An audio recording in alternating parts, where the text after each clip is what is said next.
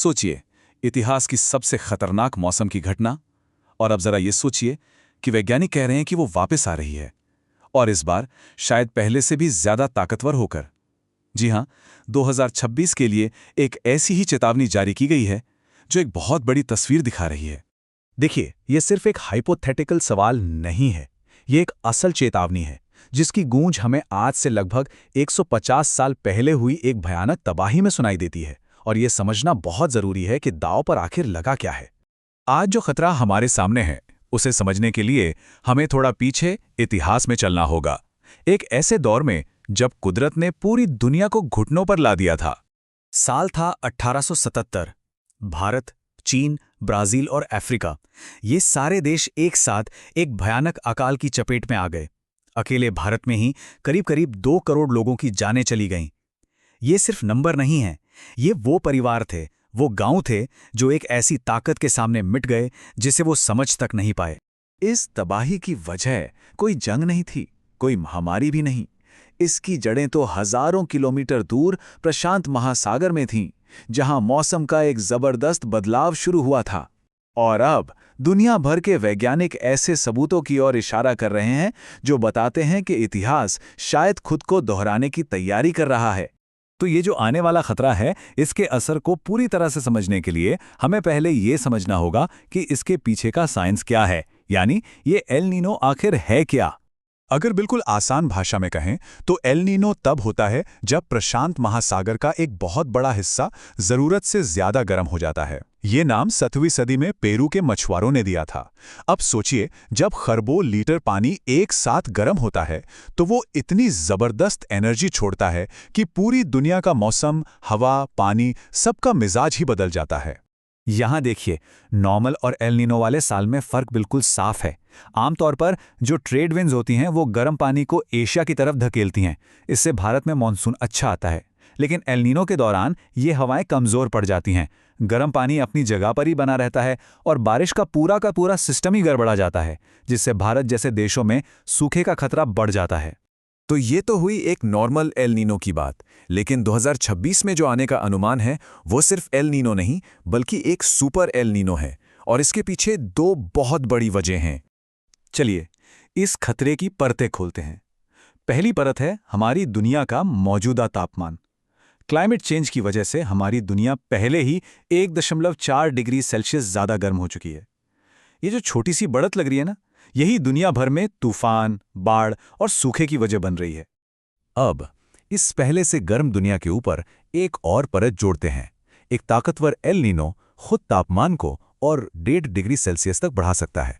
और जब ये दोनों जुड़ते हैं तो हम पहुंचते हैं लगभग 2.9 डिग्री सेल्सियस के तापमान विसंगति पर।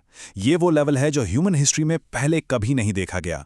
हम एक ऐसे अननोन टेरिटरी में कदम रख रहे हैं जहां के नियम हमें पता तक नहीं, और इसके नतीजे बहुत भयानक हो सकते हैं। ये एनालॉजी इस सिचुएशन को बिल्कुल साफ कर देती है। हमारा ग्रह पहले से ही एक गर्म कमरे जैसा है और सुपर एल नीनो उस हीटर का बटन दबाने जैसा है। तो इन ग्लोबल प्रेडिक्शंस का हमारे देश भारत के लिए क्या मतलब है? चलिए देखते हैं कि ये सुपर एल नीनो देश पर किस तरह से एक साथ 4 तरफ से हमला कर सकता है। इसका असर 4 मेन लेवल पर महसूस होगा। सबसे पहला, कमजोर मॉनसून, जो भारत की आधी से ज्यादा खेती को सीधा सीधा इफेक्ट करेगा। दूसरा, इससे खाने की पैदावार घटेगी। तीसरा, गर्मी की लहरें शायद सारे रिकॉर्ड तोड़ देंगी। और चौथा, इन सब का बोझ आखिर में बढ़ती कीमतों के रूप में हर घर के बजट पर पड़ेगा। और ये आंकड़े इस फाइनेंशियल बोझ को और भी साफ कर देते हैं।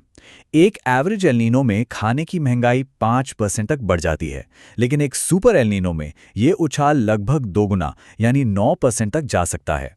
लेकिन बड़ा सवाल ये है कि क्या भारत इस आने वाले संकट का सामना करने के लिए तैयार है? कुछ सिस्टम से जुड़े मुद्दे हैं जो हमारी तैयारियों पर गंभीर सवाल खड़े करते हैं। देखिए, सरकारी आंकड़ों और इंडिपेंडेंट एनालिसिस के बीच एक बहुत बड़ा फर्क है। जहां सरकारी एजेंसियां 20 सालों में कुछ हजार मौतें ही गिन पाती हैं, वहीं इंडिपेंडेंट एस्टिमेट्स बताते हैं कि भारत में हर साल 1.5 लाख लोग गर्मी का शिकार होते हैं। ये एक बहुत बड़ी खाई है जो असल संकट को हमसे छिपा रही है। और इस कम गिनती की एक वजह पॉलिसी में है। भारत में कोल्ड वेव को तो नोटिफाइड डिजास्टर माना जाता है, लेकिन हीट वेव को नहीं। और इस क्लासिफिकेशन के फर्क की वजह से सरकार गर्मी से होने वाली मौतों पर मुआवजा देने की जिम्मेदारी से बच जाती है। एक और बहुत बड़ी चुनौती है जंगलों की कटाई। जो पुराने घने जंगल है ना, वो तापमान को 12 डिग्री तक कम कर सकते हैं, मतलब एक नेचुरल एयर कंडीशनर की तरह काम करते हैं।